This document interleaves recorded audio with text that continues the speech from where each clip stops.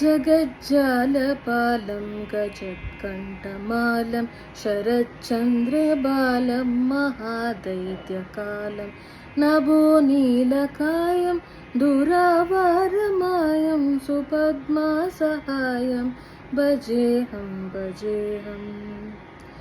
सदाम्बोधिवासं गलत्पुष्पहासं जगत्सन्निवासं शतादित्यभासं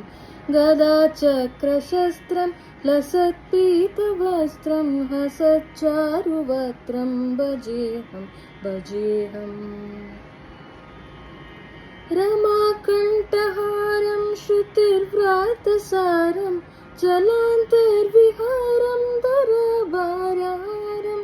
चिदानन्दरूपं मनोज्ञस्वरूपं धृतानेकरूपं भजेऽहं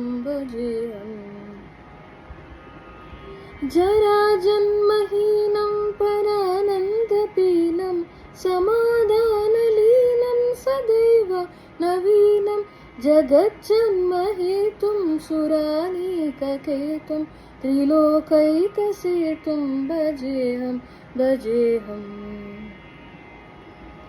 कृताम्नायगानं कदातिशयानं विमुक्तेर्निदानं हरारातिमानं स्वभक्तानुकूलं जगद्वृक्षमूलं निरस्तार्थशूलं भजेऽहं